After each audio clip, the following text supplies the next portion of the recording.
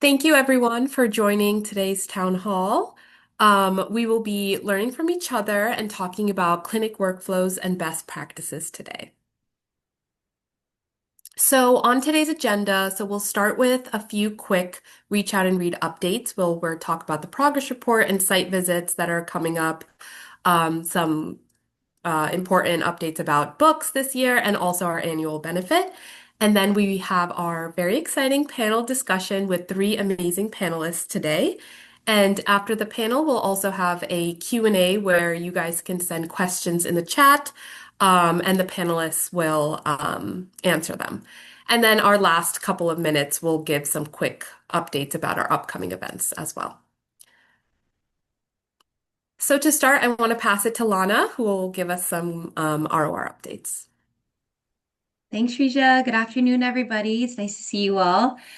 So, as many of you know, if you're site coordinators, our progress reports for the July 2026 cycle are due next Tuesday, September 1st. That's end of day. So, really, it'd be amazing if you could get it in by then. And we really appreciate you all taking the time to do this, especially if you've already gotten it in. To collect the data, it helps us capture our site level data, recognize areas where we need to provide more support, and demonstrate our impact. So, thanks again for that. And there's also an update on it I've addressed in our office hours for the progress reports, and it's also in our FAQ document I've sent around. But there's a small addition to this cycle's progress report where you have to update your site shipping address. So if you're a satellite site, especially, you'll need to go into My ROR and change your shipping address to meet our publishers' formatting needs. And then last thing is that we are beginning to schedule our site visits for fiscal year 27. So you'll be hearing from Shrija, Jesse, or myself very soon, especially if you had your last site visit last fall or winter. We'll be in touch soon. And now I will pass it to Carrie to give some book updates.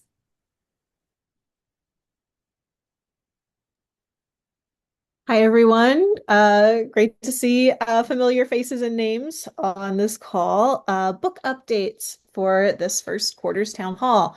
Thank you, everyone who submitted a survey that we had at the spring, summer of last year, asking you guys, the medical professionals, to select a book of the year for 2026. And I'm happy to say that the book that received the most votes is The Very Hungry Caterpillar. And so we will be purchasing this book in bulk and then sending it out to all of our sites over the next couple months. This is a great first selection for us. This is the first time we've ever done a book of the year. This book is available in boardback, paperback, as well as English and Spanish options. So we're still working to figure out what the best balance is for that, for our site's needs. But very exciting. And again, appreciate all the insight and the notes that you provide us about the books. And then this one's in particular, excited to be able to distribute this one. We do have the lingering deliveries from our All About Books order.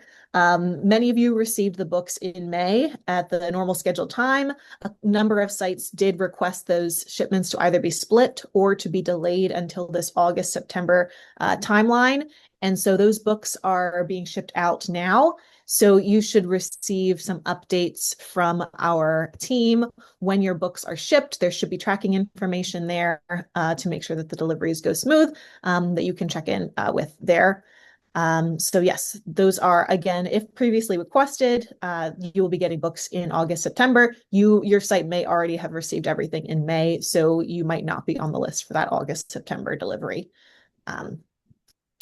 However, all of our sites now are in the next FY26 or FY27 cycle, and we're looking at two deliveries this year, two large deliveries. One will be coming in the fall, and the other one will be winter spring. This fall book delivery currently is in progress. This will be our multilingual order that will include some more of our specific language needs, which includes bilingual Arabic, Bengali, Chinese, French, Haitian Creole, Spanish, and then more languages as we can provide them. This will not be as big of a shipment as the next one. So the next one is the winter spring book delivery, and this one is also in progress. We're working with three publishers that we've worked with many times, Scholastic, All About Books, and Barefoot Books, to provide a lot of books here in both English and in English Spanish bilingual. And so that is also in progress. And with both of these orders, you'll be receiving updates on when the orders are shipped, as well as what books you can expect and the suggested age range for these books. As always, if you have any questions or thoughts on books or delivery requests, please let us know, and we're happy to work with you on that. And thanks for the love for a very hungry caterpillar in the chat here. That's great. Yeah, thank you, Carrie. And then, yes, would love to pass it to Donald to talk about the benefit. Thank you, Shrija. Hi, everyone. It's great to see you all. I'm super excited to be able to announce that we are just about to open up ticketing and sponsorships for our annual benefit. This year, it'll be held at Tribeca Rooftop on October 20th. I'm sure a number of you on this call have attended before, so you know how absolutely fun it is and what a great night it is to be able to attend. And if you haven't attended before, definitely ask those who have so that you know that you can't possibly miss this amazing event. A lot of us will be there and it'll be a really fun time. And I'll also put my contact information if you have any questions or have any interest in the chat. Thank you. Thank you so much. Yes, if anyone has any questions about any of the updates, please just let one of us know. And just like that, I would love to start our panel discussion. So I would like to introduce our three amazing panelists we have with us today. So we have Jeanette Menendez from Urban Health Plan, Dr. Suanne Kowal-Connelly from Harmony Healthcare, and Nadine Ulysse from New York Presbyterian. And I would love for Jeanette to introduce yourself first, if you'd like.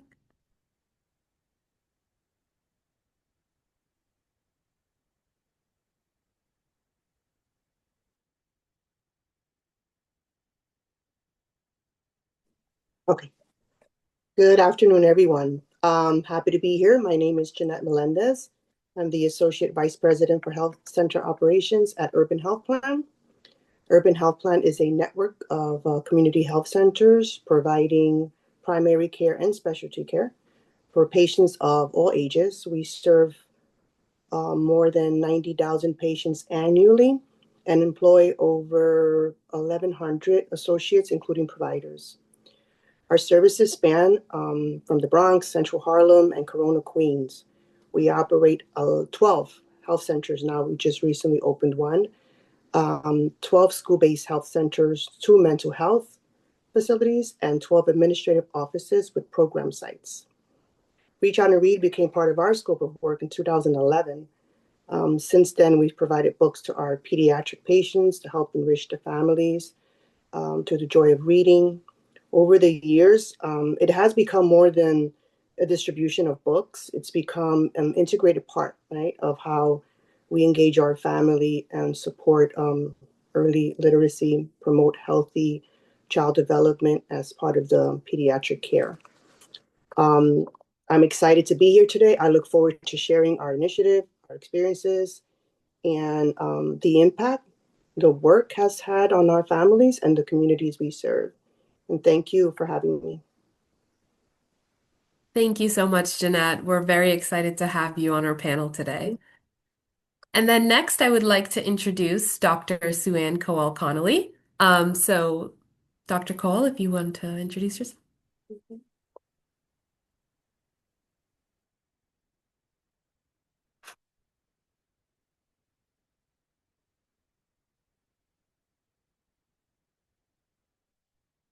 Yes, good morning. Sorry for being clumsy with my technology here. And thank you all for being here and for inviting me to join you at this town hall today. I'm Suanne Kowal-Connelly. I'm the Director of Pediatrics here at Harmony Healthcare Long Island. We are Nassau County's largest federally qualified health center, system of health centers, and we serve over 45,000 patients yearly in many of our country's most underserved communities. We have 6 separate health centers throughout Nassau County and 4 school-based health centers in adjoining towns in the high schools. And, when people think about Long Island, they often picture affluence and opportunity. What's really less visible are the pockets of poverty, educational disadvantage, and health inequity that many families experience every single day. And we at Harmony care for those children and their families facing these myriad of challenges. We know that early literacy is one of the most powerful tools that we have available to us to support healthy development and long-term success. And as we began to build our pediatric program, because we are a relatively new system, one of our goals was to implement Reach Out and Read, because the evidence, as you all know, behind the program aligns perfectly with our commitment to giving children the strongest possible start, in life. And when I first applied to Reach Out and Read, I was unable to get us onboarded due to capacity limitations at the time. And while I remained incredibly disappointed, I was also very determined. And after a great deal of persistence, I was delighted to learn that when the next opportunity arose, that Harmony was going to be among the next sites welcomed into the program. Meanwhile, while I was waiting, I noticed a funding opportunity from the United Hospital Fund, which we were awarded, and it supported the implementation of these little reading nooks in each of our health centers. And that allowed our families to see from the moment that they walked through our doors that books and reading and language matter. And just as that work was getting underway, we received the wonderful news that we would be joining the Reach Out and Read family. Those literacy corners helped lay the foundation for Reach Out and Read, our journey with them. And today, literacy promotion is woven into the care that we provide.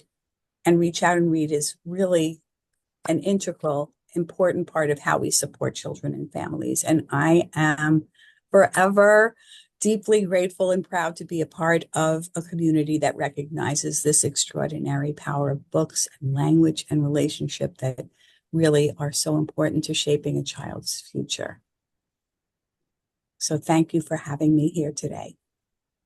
Yeah, thank you so much, Dr. Cole, for joining us today. And we love having you as an incredible medical champion at Reach Out and Read. So feelings mutual. Thank you. And then I would like to give Nadine the opportunity to also introduce herself. Good afternoon, everyone. I'm Nadine. I am previously trained as a certified child life specialist, and before transitioning to my current role, I was a child life specialist for 17 years on an inpatient unit. So I transitioned here 3 years ago. I'm currently a project leader overseeing the pediatric program portfolio within the Division of Population Health at New York Presbyterian. I support book distribution for Reach Out and Read across 6 NYP ambulatory care sites, and I work very closely with my pediatric clinical lead, Dr. Amanda Estevez. We support streamlining data collection and sharing Reach Out and Read best practices across the NYP enterprise, and expanding our waiting room reading initiatives across 3 of our sites. Reach Out and Read has been at NYP longer than me joining the team. It's been a part of the ambulatory care practices for about 17 years. I've been supporting for 3, and part of my onboarding was to really learn the impact that Reach Out and Read already has. It was already well integrated into all of the clinics, and we just needed to recognize our opportunities for growth and creating consistency amongst the sites. So very happy to be here and to share our best practices with you, and I'm looking forward to a great conversation this afternoon. Thank you, Nadine. We're very excited to have you here as well. And just with that, thank you again for our panelists for joining today. We really wanted this panel to be very practical and rather than just talking about why Reach Out and Read is important, we're going to really focus on what actually works in the clinic and what challenges you've encountered and what other clinics can take away and kind of implement themselves moving forward. So, Jeanette, let's start with you. So, you have a very collaborative workflow where multiple members of your clinic team play a role in Reach Out and Read. Could you walk us through what happens from the pre-visit planning through the end of the visit and how you kind of divide responsibilities across the team? Sure. So yes, so again, we started with Reach Out and Read 2011, and we've had many trials and tribulations, right? Initially, we faced some challenges in establishing a consistent flow, right, to ensure that the children will receive their annual books. We successfully developed a workflow that integrated five of the team members in order to successfully execute. So the first step was the administration team, right? So the first process we implemented was organizing and tagging the books by age group, color coordinated, using bookmarks, right? This makes it easy for the provider to select the age appropriate book, as opposed to scrambling and trying to figure out, is this a 3-month-old or 6-month-old book? The books are placed inside of the provider's lounge so that he have easy access. In addition, the Reach Out and Read flyers are in every exam room on their way in and on their way out. So as a reminder for the provider in the event they forget, or the parent, that the importance of the program. The second staff members are the front desk associates. Our front desk associates play an important role in the workflow. They are responsible for tagging and coordinating the books. Because we use an electronic medical record, which is ECW, our front desk staff associates help identify the children when they're confirming the appointment. They'll identify the children under 5 and under, and then they'll put a sticky note. Basically, the sticky note says ROR.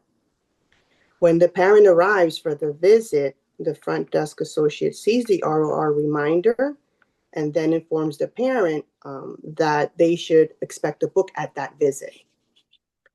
The third person team members are the nursing team. So our nursing team conduct pre-visit planning. As the nurses review the chart, they check for the ROR reminder. And if the note is not in there, then they'll add it. In the event someone else might have forgotten to put that note in. This provides another opportunity, right? The third layer, to ensure that the child is identified and that the provider is aware that there's a book coming. And then the fourth member is the medical assistant that's actually going to prep the child, right?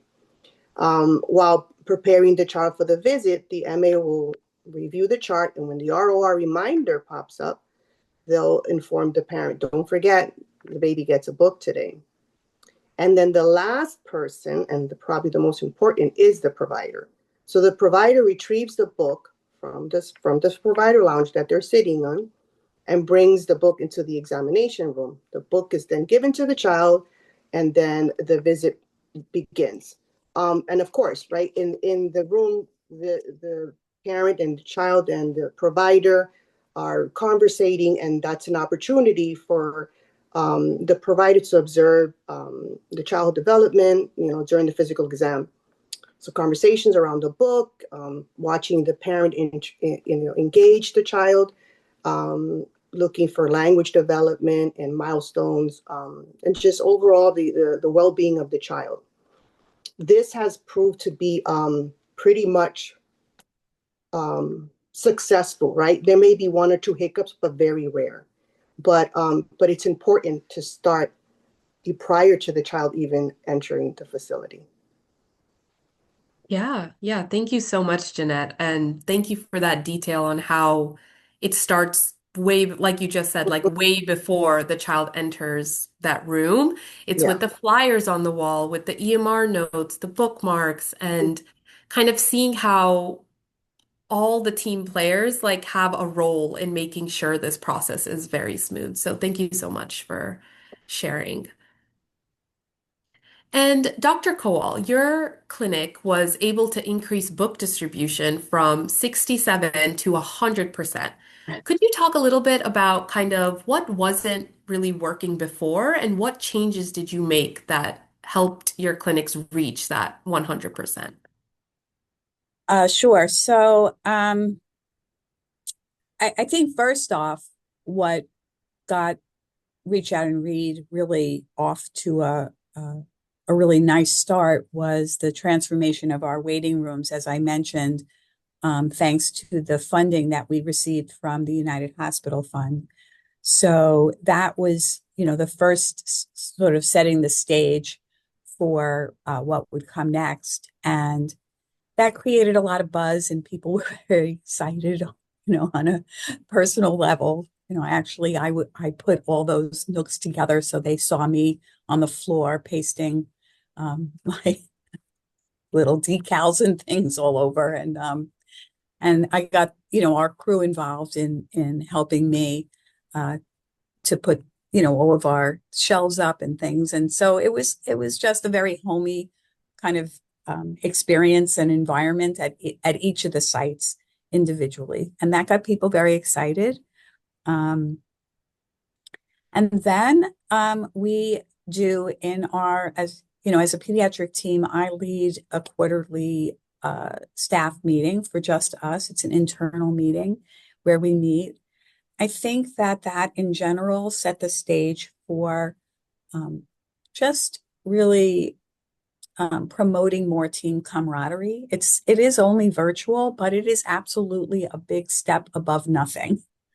And we're all in separate sites. As I mentioned, we have 6 sites, only 5 of them house regular pediatrics. So it's, our 5 sites. The school-based health centers don't get involved because they're in the high school. And with Reach Out and Read anyway. And, the meeting that we have and the ability to talk through the different initiatives and things that we're doing, I think just really helps to bring us together and just solidify that team relationship. And I think that if we forget how important those relationships are, we just forget the very foundation of what makes something work. So it starts there. And I try to be I think I am a very positive person in general and give a lot of accolades and praise to everything we do. But when things aren't going so well, what I finally decided to do, and Reach Out and Read wasn't the only thing that we do that was maybe not reaching the numbers that we wanted it to reach.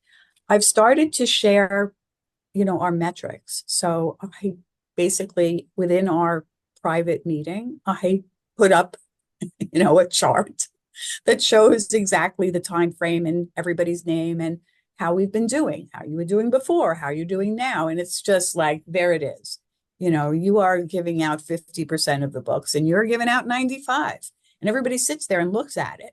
And I mean, I do hate to say that was probably the biggest thing in changing our culture and our ability to do well. But I think we're all a lot of type A personality folks, as clinicians here in pediatrics, and nobody wants to see that they're being undone, outdone by somebody else. And people got all excited and started engaging and saying, but I always give out my book. I never forget my book. And it's like, well, okay, maybe you do, but you need to click the box. So I think that's the other big point. And that is that, I am able to manipulate our electronic medical record. We use eClinicalWorks. And so I built a structured field to capture the reach out and read work. And I made it very easy for everyone. I put in a generic, just a bit of information about the fact that the book was given out at this well child visit. It's culturally sensitive and age appropriate. And you check the box and it comes right in. You don't even have to do anything but check the box. Your note is finished. So you have to click the box. If you don't click the box, and a lot of people were writing in, I gave out a book, and I could see that because in the beginning, I was very hands-on and looking into the charts and doing my own reviews, and they're like writing notes, so they have to click the box. So that again, it's very simplistic, but honestly, I've found not just with Reach Out and Read, but in many things that we do, the barriers to success are very simple, basic things. Making more camaraderie, making it easy, showing people where to do it, putting up very specific screenshots, repeating information, and then trying to also be that voice of leadership that talks about the value of all this. Why are we doing it? What does it mean? It's more than just the book. It's really about literacy in general. It's the population we serve. It's the goals we're trying to meet. It's the success we're trying to achieve. And I guess at least for now it worked. I don't know. We'll see at our next reporting session how well we do. But at least for now, yeah, it's really been great. Yeah, thank you so much for sharing, Dr. Kowal. And that jump is not a small jump, it's very significant. So you've crossed the barriers. But yeah, thank you for sharing, kind of mentioning the importance of like that reinforcement during these staff meetings and making sure the providers are, engaged in not just giving out the book, but why we're giving out the book. Like you mentioned, it's more than the book. And then making sure they're, motivated through transparency options and also just, they may be giving out the book, but making sure they're checking the box. So at multiple stages, you have that reinforcement to make sure it's tracked. So that's a great point that you share. And hopefully that's advice can be helped for other clinics as well if you're dealing with similar situations. So thank you so much. Pleasure. And then, Nadine, you've also recently developed a really systematic approach to book preparation and tracking. Could you talk about why and how you developed that system and how has it made your workflow more efficient? Yeah, so we started with, of course, distribution data in mind and toured each of the clinical sites to best understand like what their existing process was and who their key people were involved in restocking, also like what the challenges were. So what we knew worked best was having the books directly in the exam rooms, and then having like an additional stock of books somewhere centrally located in the unit in case there was missing age group in the room. So most of our clinics incorporate the restocking of the Reach Out and Read books directly into exam room as part of the medical assistant's daily workflow. But some of our sites had experienced staff turnover, so the responsibility of managing and restocking those books wasn't always clear. So another barrier that we noticed was that staff weren't always sure which books belong to which age group. So even if they did have staff members that wanted to help, it was a lot difficult to help out and not know where the books belong. So we developed a more systemic approach and to prepare and organize the books. So when the deliveries arrive, the Reach Out and Read team, which is small but mighty, myself and my part-time reader, and then we also have a student. We're there to receive, unpack, label, and organize the books by age group. We bookmark them with the Reach Out and Read bookmarks. So that small change made the process more efficient because now anyone in the clinic can participate in restocking, whether it's the medical assistant, a volunteer, or even like leadership when they have time and want to be able to help out. It also made the workflow more efficient for me as a program staff because there are 6 sites and there's only me full-time, and then I have part-time help. Rather having to manage the individual restocking across the 6 sites, I can schedule my time around the deliveries and the initial preparation. And then the clinic has a sustainable process that can continue between visits. So some things we've incorporated is utilizing the waiting room readers, the volunteers, during their downtime to check the inventory, restock, manage the books in the exam room. And then at the end of their shift, there's a QR code that we actually created, and they fill out and they let me know if there's any needs at the sites, whether we need to order more books or bookmarks, and kind of like what they did for the day, so that we have an idea of how often the MAs are able to restock versus when our volunteers are coming. We can better track that. And then we also, develop the workflow of, the MAs will communicate directly with me if there are any books that are missing. So bookmarking has really allowed a more team approach, and all the responsibility isn't really placed just on the medical assistants, because they do get busy.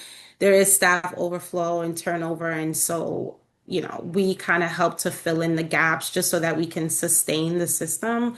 But the biggest impact has been literally labeling every single book, even if we have space to put it or not, even if we're labeling it and putting it back in the boxes, so that that flow can continue.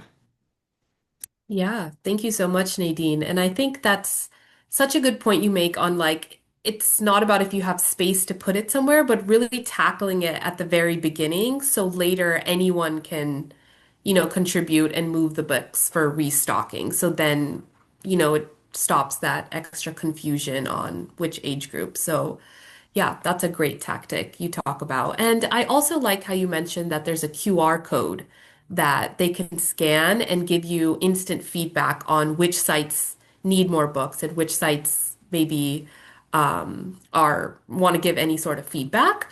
So I like that immediate kind of way you use that as well. Thank you so much for sharing. So now we'll kind of shift a little bit of our focus to residents at our clinics.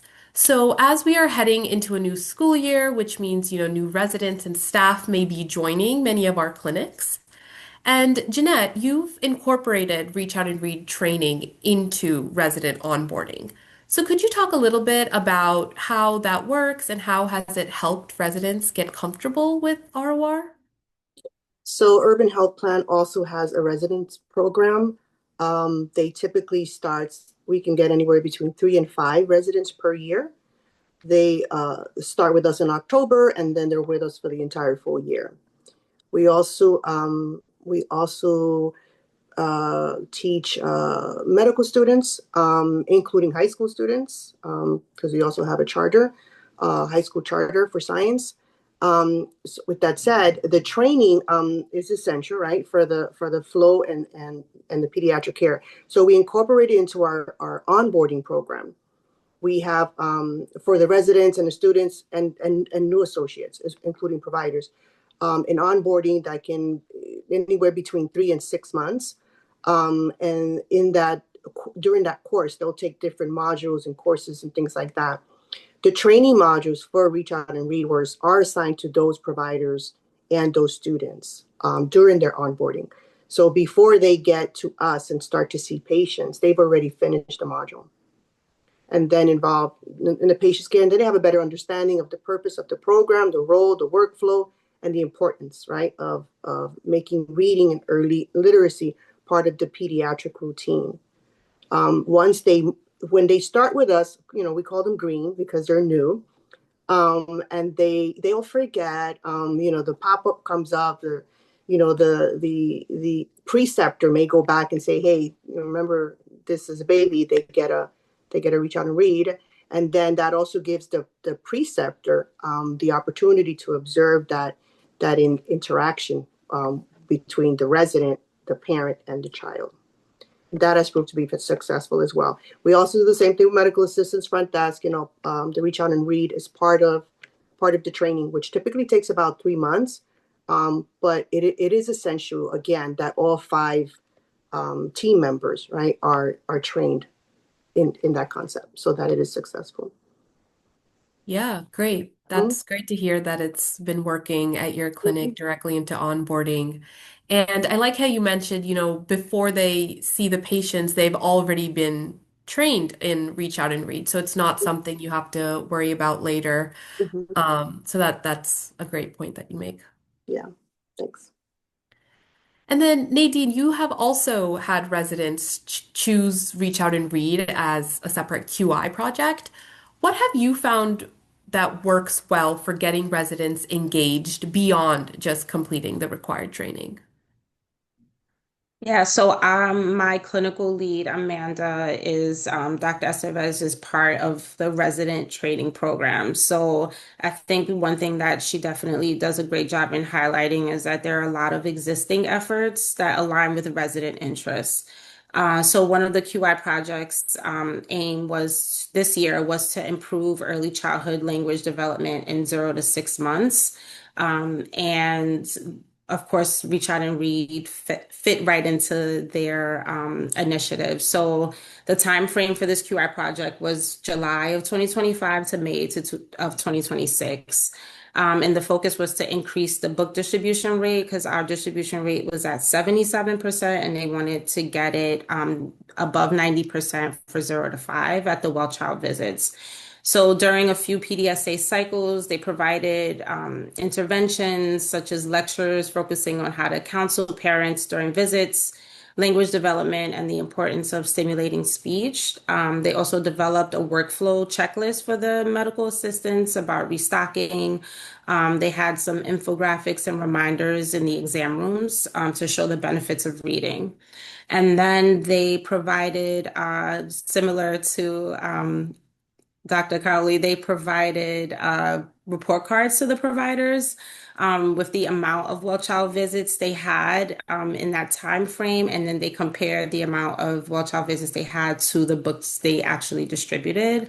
And so, with those efforts, the residents were able to bring the book distribution from 77% to 89%. So, I think a huge part of the residents training is that they give them a lot of autonomy. And I think just really being able to highlight all of the initiatives that happen in the clinical space, and giving people the opportunity or residents the opportunity to improve upon those same systems that they will be utilizing themselves and just impacting and helping those current initiatives and those current systems grow.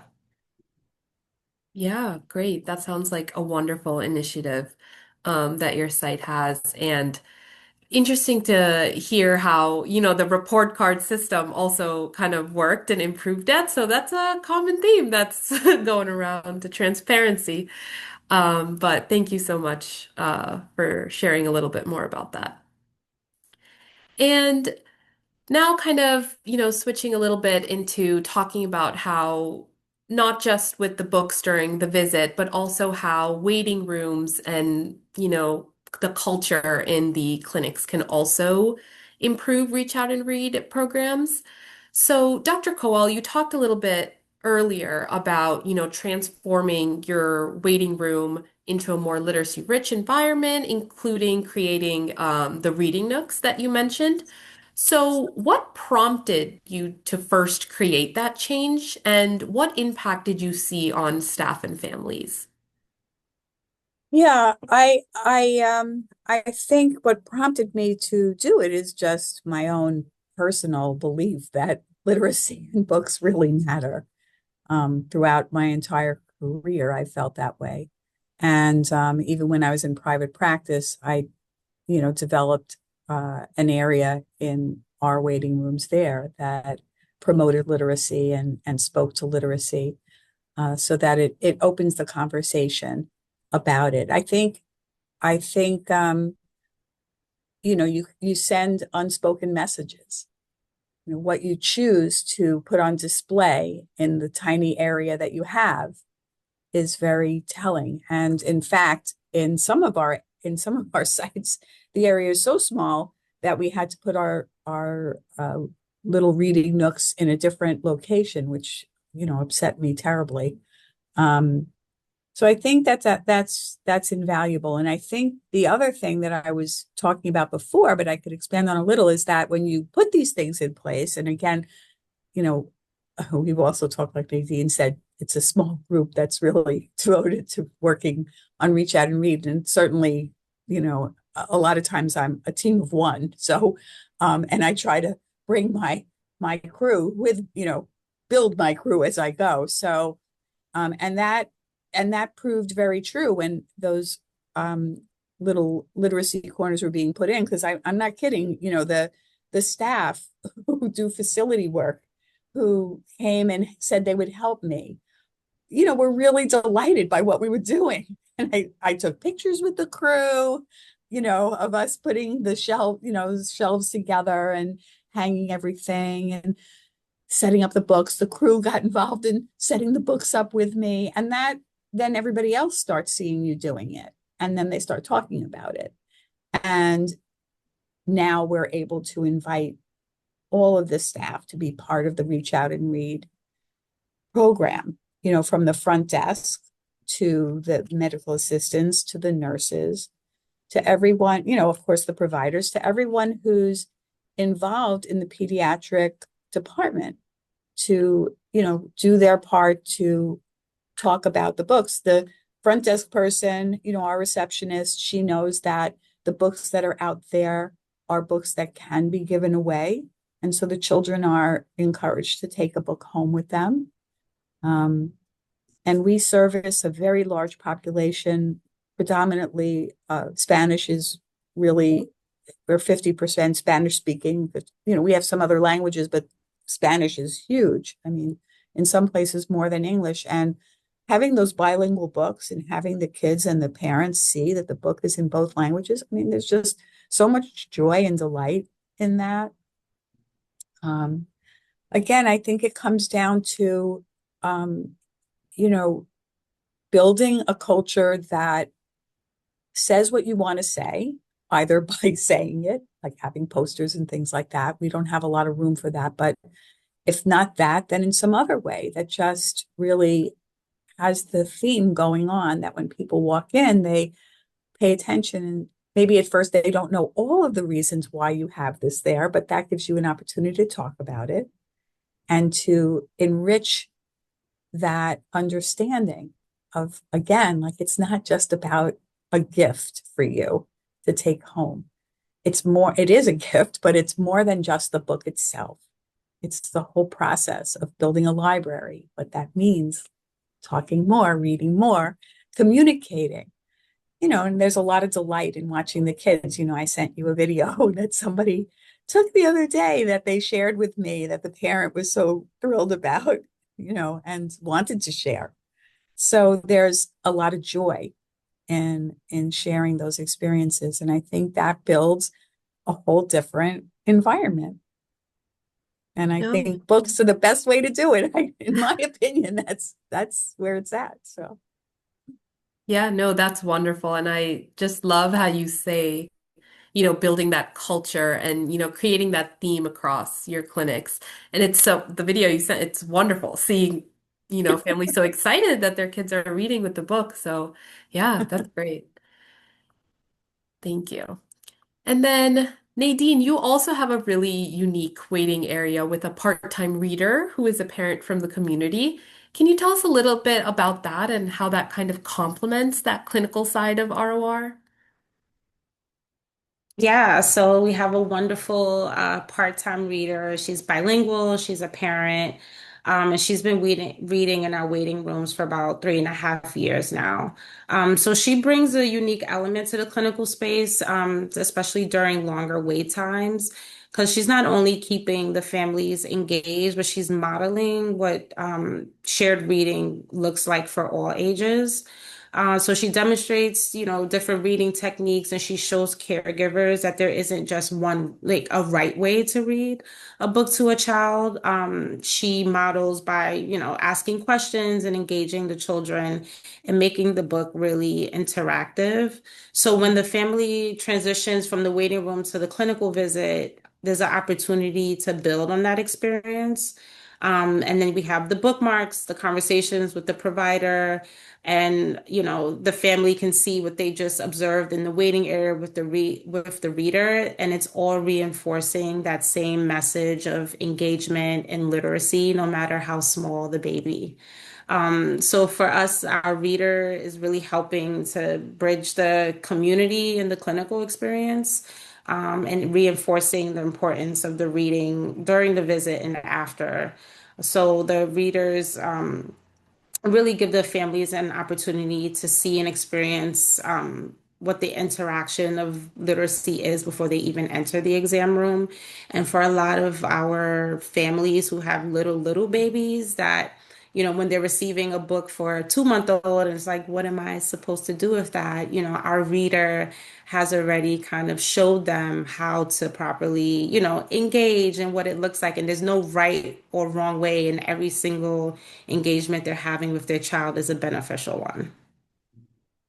Yeah, no, that's wonderful. And I really like how you said that at the end and seeing how you bring in, families from the community to participate in these activities. And like you said, even before they go into the room and get the book, they're already seeing it happen in the waiting room. So that reinforcement, like you mentioned, is very key to all of this. So yeah, thank you for talking about that. And then, Jeanette, I know your clinic has also received the United Way grant. Could you talk about a little bit about how that grant has helped your clinic waiting rooms and how other sites might be able to utilize these grants? Yes, for sure. So, like Dr. Cole at Harmony Medical, our centers have little reading nooks, right? Little small bookshelves, and we get donated books by the parents, the associates, members of the community. At one of our sites recently, in late 2025, so in November, um, I was able to meet with the United Way. The United Way of New York is a nonprofit organization that mobilizes communities and businesses and governmental partners to improve the lives of low-income communities. The nonprofit focuses on families from low income. They expand access to essential resources like quality education, health equity, financial stability across the 5 boroughs. They're in shelters, schools, community libraries. In late November 2025, we were able to apply for a grant, which we were awarded, and we were to use the funds to build a community library in our health center. The funding for the library was provided by the United Way as part of the Latinidad in School Initiative, which is a separate program. This featured a collection of books written by Latino illustrators and authors. The collection of books, because they're predominantly Latinos as well. The grant was for $13,000, and it was for furniture for the waiting area. The books that were selected by the Latinidad School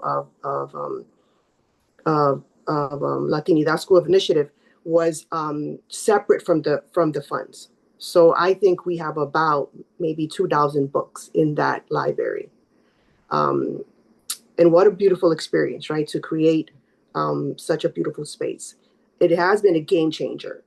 When the patients entered the space, they immediately lowered their voices, which is very interesting, as to not to disturb anyone that's reading. So, a quiet waiting room is very, very rare. But the library is so big, the bookshelves are so big and the furniture is there. The assumption is that this is a quiet space. So, there's immediately the silence goes. One of the things I wanted to mention is when we first opened the library, the first person to enter was an adolescent patient, and she sat down, and she didn't fit in the chair. She was too big for the little baby chairs, but she sat there, and she pulled out a book, and I watched her through the cameras, and she sat there for almost an hour and never touched her phone. right? Game changer. The other thing I wanted to mention is I encourage you all to, look for these grants online. Also, sometimes we're busy and we get folks that come in and say, oh, can I speak to the director? And we sometimes say, oh, I don't have time, I'm in a meeting. This was one of those conversations I had and was awarded all of these funds. Sometimes it's, you may want to take a few minutes because you just never know what type of relationship you're going to develop. Yeah, thank you so much, Jenna. And that's a great point you make. You never know how the opportunities you'll Never come know. across. You'll never know. Mm-hmm. Um, but yeah, definitely, encourage anyone if you have, some time to look at these grants and specifically the United Way grant too. And you can get a whole library, you Yes. know. So yeah, thank you so much for, talking about this and Mm-hmm. spreading exposure. Sure. Great. So we're basically coming to an end there. But to close out the panel, I have a quick question for all of our panelists. If everyone on this call implemented just one change tomorrow to strengthen their Reach Out and Read workflow or program, what would you recommend? I would say a system that's easily replicated and one that focuses on addressing any barriers. And because there's not a lot of staff and we can't hire people, at least one person to sustain the program, and then a model where you can have anyone maintain. Great, yeah. Jeanette or Dr. Kowal, either of you want to? I would agree with Nadine. I think the simplicity in implementation is key. Don't overcomplicate it. Although I have to say that the things that Jeanette is doing to make their system work is remarkable. But some of us don't have that luxury. And clearly, I think what we've shown is that in a very small group, like Nadine has, or like I have, you can still make it work and it still can run really well if you just have at least one person who says, all right, I'm going to get this thing started, I'll organize it, and then I'll ask the rest of the folks to just join in and take over. I organized all the books, put the labels up on the shelves. Everything has a place, English, Spanish, and and the age ranges and all of that. And now when the books come, somebody else, takes over and they get excited and they take them out and they put them in those places. So I think there are other layers to it. Like Nadine said, I think the idea of tagging the books so that if they had to sit in a box, somebody could take them out later and it's already, the thought process is already there where they go. But even without that, I think, again, it can work if you just set it up well, have it make sense from the get-go, do a nice job, be organized, get it all well laid out. And then try to really recruit your crew, try to make those connections with everybody else so that they have buy-in and then they get excited and now they own the project as well and they do their part, to make those things happen. I want to just mention one other thing that I didn't say during our time, and that is that, believe it or not, the semi-annual reports that we do, they're actually very helpful also in building camaraderie because, one of the things I tell everyone is we're going to do this project. I'm going to do most of the heavy lifting. I will do the data. I will do the reports, blah, blah, blah. But when it comes to this, I do the reports, but there's a lot of questions that are asked, like which is your favorite book? What was your best experience? I can't answer those things. So I, do a screenshot of those questions and I send it to everybody at their sites and I ask them all to answer the questions if they would like. And I have not had to twist anybody's arm. Everybody has something to say. Oh, this, oh, that. I love this book. And I had, oh, this child.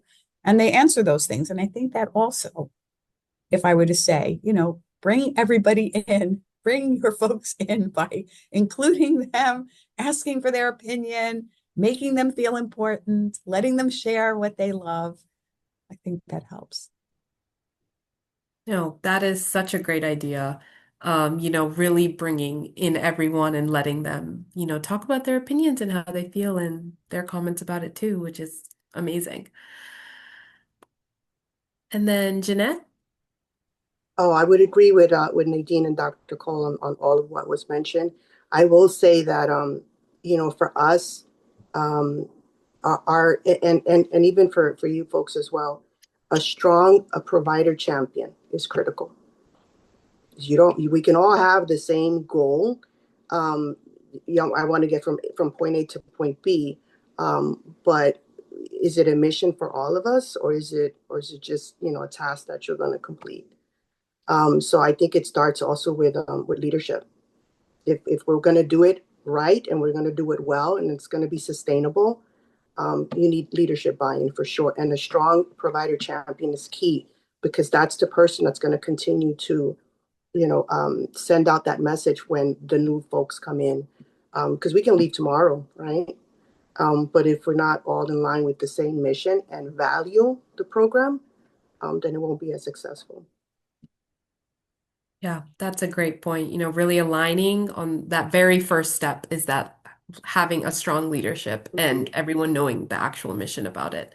Yeah. That's a great point. Thank you to all of our panelists and for everyone joining today. I hope this was a helpful talk that really gives other people ideas about what they can start implementing at their own sites. So we just have a couple of quick last updates. I know we're coming to the end of time. If we could get the slides real quick.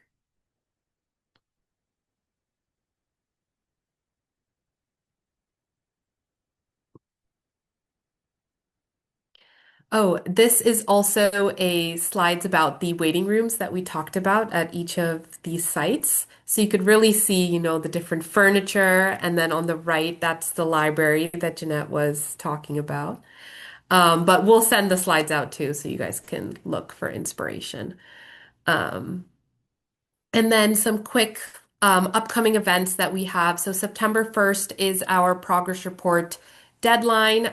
So please have your progress reports due. And if you have any questions, please contact Lana or myself on any questions you may have completing those. Like Donald mentioned earlier, October 20th is our Reach Out and Read annual benefit. Any questions, please direct them to Donald. Hope to see you guys all there. So I'll be keeping track.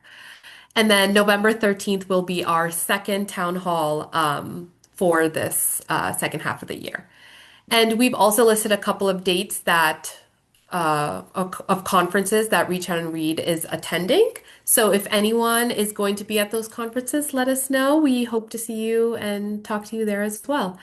Again, if anyone has any other questions, please let me know. I will share the recording in a separate email after this town hall. And thank you again to our amazing panelists for joining us and having such a great conversation with us today. And thank you for everyone joining the town hall. And we hope to see you at the next one. Thank you all. Bye.